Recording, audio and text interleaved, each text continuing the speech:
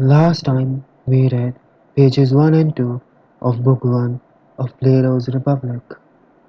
Let's move on to page 3 and 4 and try to analyze what Plato has to say. Socrates is talking to Cephalus, his friend Polemarchus's father. Socrates, talking to an old man, shows that he is curious and inquisitive about knowledge and seeks to learn from the wisdom of Cephalus, unlike many other men who just in their youth want to enjoy pleasures of life. This makes Cephalus happy, and Cephalus himself wants Socrates' company because his old age has turned his body into something which could not enjoy the pleasures of life as well as it could in the youth. And now Cephalus has increased desire of sharing his wisdom because all the other senses are now dull. The Cephalus is a good teacher and Socrates is a good student. Cephalus says when Socrates inquires him about old age and whether it is a hard time of life, by Zeus, I shall tell you how it looks to me, Socrates. Some of us who are about the same age often meet together and keep up the old proverb. Now then, when they meet, most of the members of our group lament, longing for the pleasures of youth and reminiscing about sex, about drinking bouts and feasts and all that goes with things of that sort. They take it hard, as though they were deprived of something very important and had then lived well, but are now not even alive. Some also bewail the abuse that old age receives from relatives, and in this key they sing a refrain about all the evils old age has caused them. But Socrates, in my opinion, these men do not put their fingers on the cause. Cephalus says here that when he meets the men of the same age as him, they often talk about how their body has reached a point where it can no longer enjoy what it could. They lament about the passing of their youth, about all the enjoyments they had but are now lost, and they act as they are not even alive right now. They portray their past as a life lived well and old age as a curse upon them.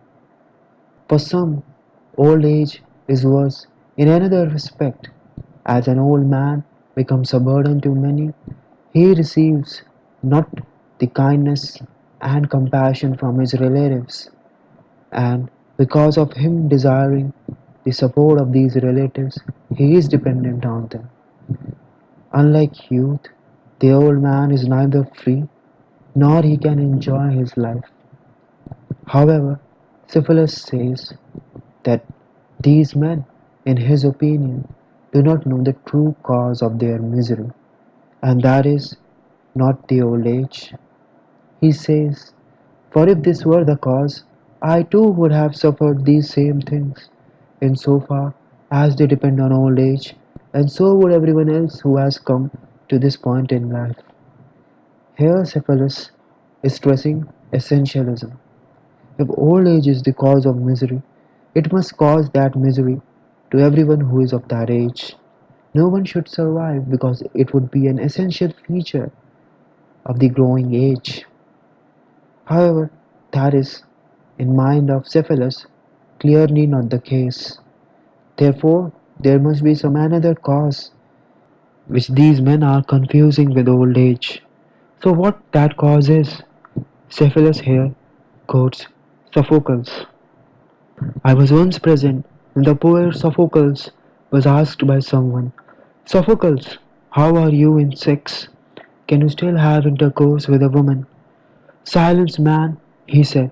Most joyfully did I escape it, as though I had run away from a sort of frenzied and savage master. I thought at the time that he had spoken well, and I still do, for in every way old age brings great peace and freedom from such things. When the desires cease to strain and finally relax, then what Sophocles says comes to pass in every way. It is possible to be rid of very many mad masters. Syphilis' saying, and its importance in far so much that Plato points it out specifically, shows how Plato's Republic is very much dependent on the sayings of ascetics. The desires of the men are like his masters. They are not chosen by the people. People can choose perhaps to act on them or not, but the desires are spontaneously generated in our mind, and they are the trick by the nature in order for us to do its bidding. The desires of a man are his master, and they are a savage master, for nature is neither kind nor compassionate, but is completely directed to achieve its own end. When a man becomes soul, he becomes free from this master to a great extent. No longer than nature thinks that it should disturb the old man so that it could produce children for its own cause. No longer an old man craves the intoxication of a wine or the gluttony of many food items. He is free, and those who accept that freedom can live without limit. They can live happier than they were in their youth when they were being controlled by their desires. The desire's fire is the one that burns the man. If a man has no desire, he is not troubled by the lack of fulfillment of it. In fact, the desires are their own enemy. A man who has many desires struggles to fulfill those desires, and if any pleasure he enjoys only after and as a result of his struggle. Then for what good the desires are? They do not give any man more than what he has struggled for. The man is provided only that for which he has worked hard, but that is something he deserves anyways. So desires do not provide a man anything special. They just disturb the peace of mind. People feel, thanks to the nature's power and trickery, that they are benefited by fulfillment of a desire, but that fulfillment is only beneficial when the desire is the one haunting the mind and torturing it. If no desire existed in the first place, then there is nothing that is torturing the mind, and thus there is nothing that is required to soothe and appease it. It is like a disease that someone injects in his own body and then becomes happy when he heals it.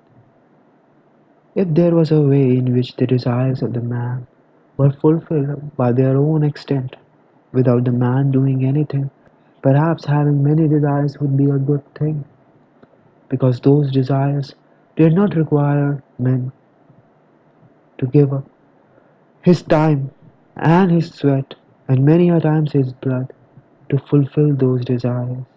But if the desires do demand sacrifice, then they are not a good master, but they are a terrible master. For every master who provides the slave only the earnings that are just is not being kind to the slave or benefiting the slave. He is doing what is just the righteous thing to do. And nature is not even righteous. It has no good intentions. It has intentions only towards achieving its own dominance. Sophocles thus celebrates the fact that he has become old, and no longer now he has to chase many a woman, appease them, make them happy to fulfill his own desire, for that is too much work for few minutes of pleasure. The men are kept under the illusion by the nature, and this illusion is used by the nature to guide men to many of places. It is worth remembering and noting that many a men feel that their life would become terrible were they not desirous of many things.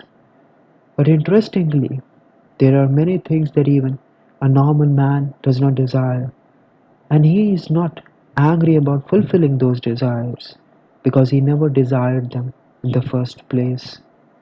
No man who is on his deathbed, who has never liked, never desired, never wanted a thing, would complain about not getting that thing. Syphilis tells Socrates how an old man can escape the troubles of the old age. He says, if they are orderly and content with themselves, even old age is only moderately troublesome.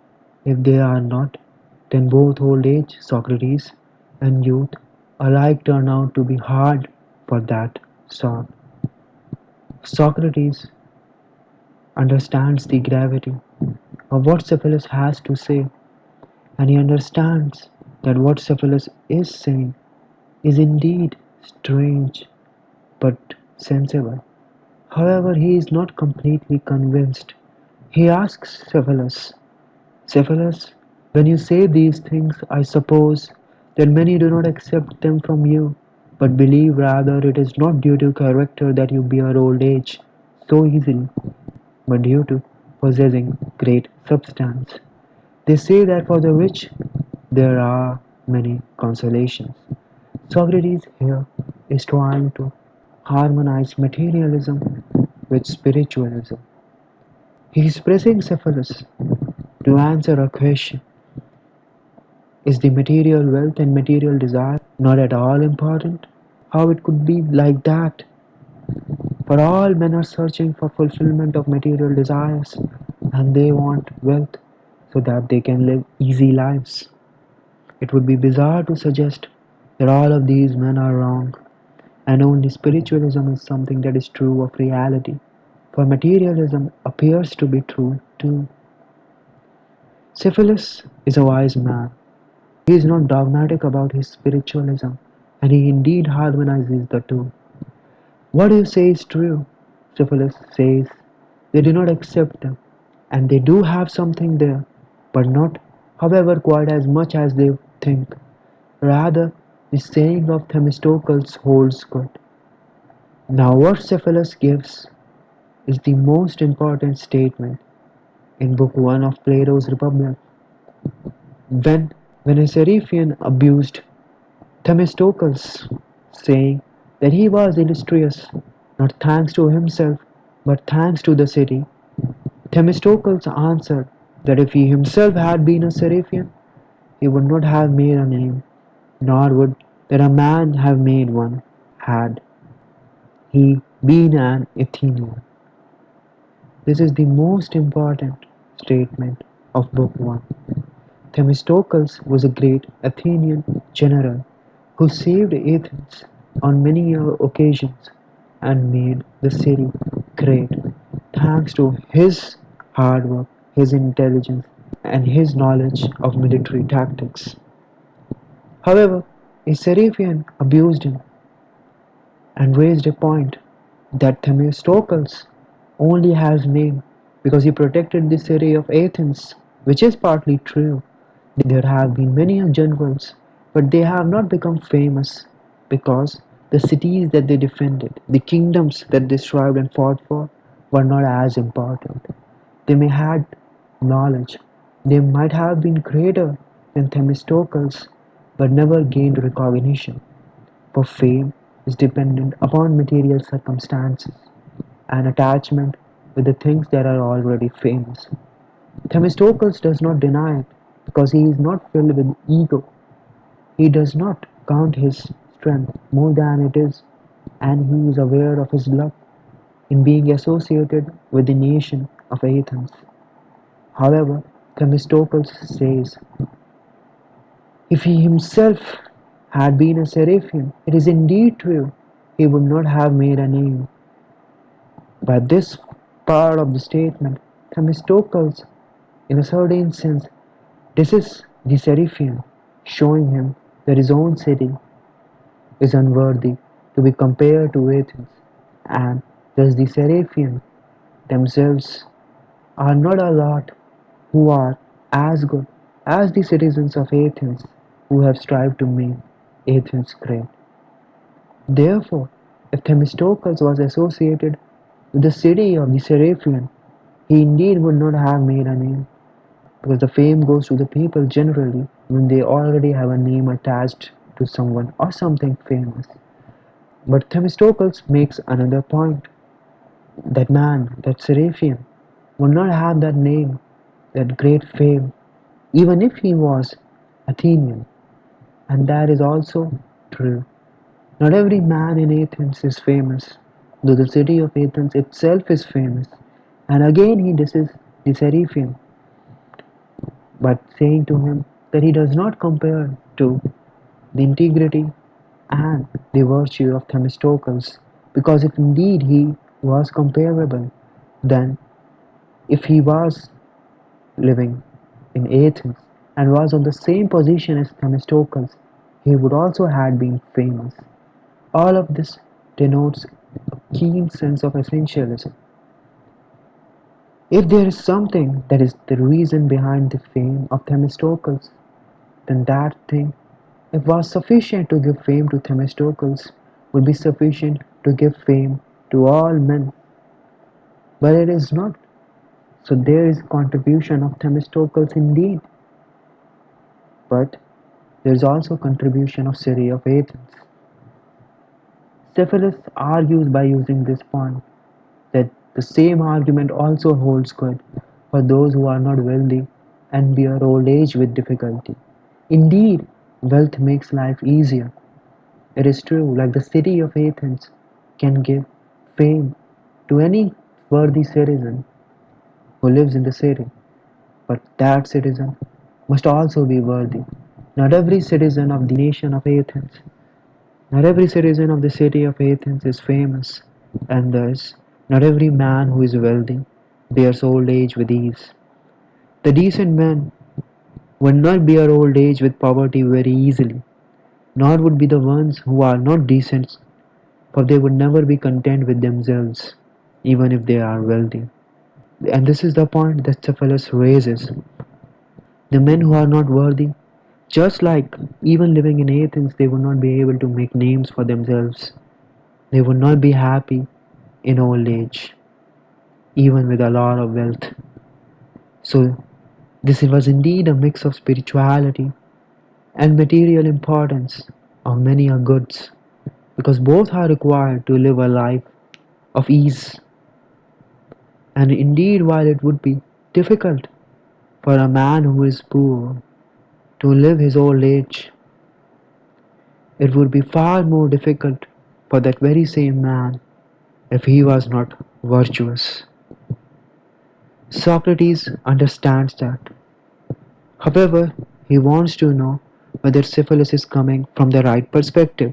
So he asks, Cephalus, did you inherit or did you earn most of what you possess? He wants to know whether Cephalus is saying this just because he inherited all this wealth from his father and his grandfather and his ancestors and thus does not understand the true importance of that wealth. Cephalus then says to Socrates, what do you mean, earned, Socrates? As a money maker, I was a sort of mean between my grandfather and my father. For my grandfather, whose namesake I am, inherited pretty nearly as much substance as I now possess, and he increased it many times over. Lysanias, my father, used it to a point where it was still less than it is now. I am satisfied if I leave not less, but rather a bit more than I inherited to my son's heir. Socrates then shows his real reason for asking that question. He did not want to offend Cephalus, but he wanted to ask him, you didn't seem overly fond of money. For the most part, those who do not make money themselves are that way. Those who do make it are twice as attached to it as the others. For just as poets are fond of their poems and fathers of their children, so money makers too are serious about money as their own product, and they also are serious about it for the same reason other men are, for its use. They are therefore hard even to be with, because they are willing to praise nothing but wealth. Socrates thus pointed out two reasons why he asked this. Those who did hard work in acquiring something would be defensive about that thing, would value that thing. The person who perhaps does not value that thing seems to talk about a lot of virtues in relation to that thing only because he does not understand its true importance. And there is another reason why people are attached to these material goods so that they can use them. And he intends to know on which side Cephalus is. Cephalus understands and agrees with Socrates' remarks.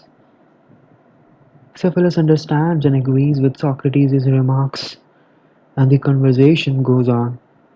Socrates wants to know more. What do you suppose is the greatest good that you have enjoyed from possessing great wealth?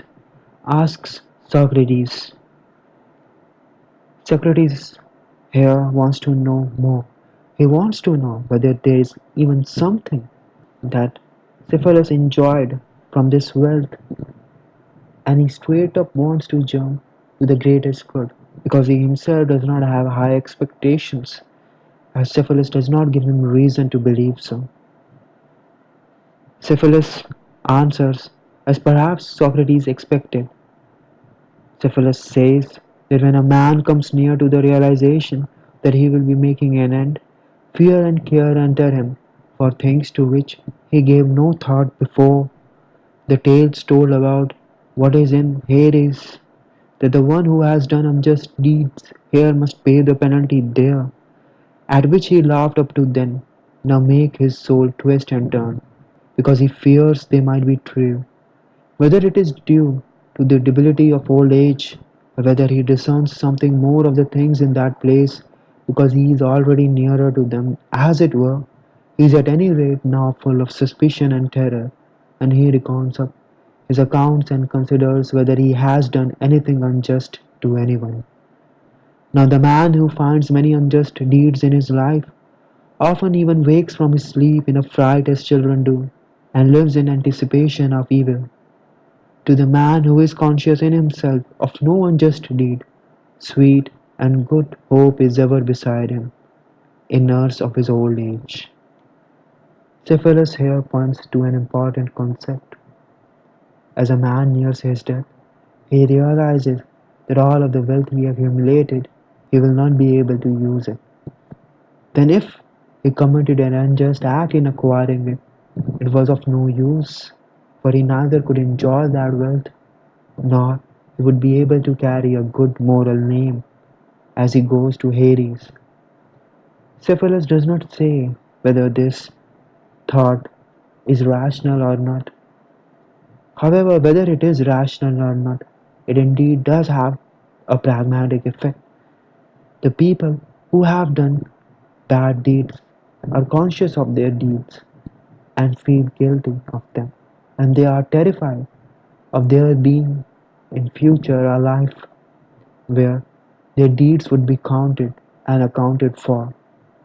But a man who is moral fears no one and fears no realm because he discerns himself to be a man of great character and virtue, and thus no just person would be against him, and no unjust person would be against him more than he would be against any other person.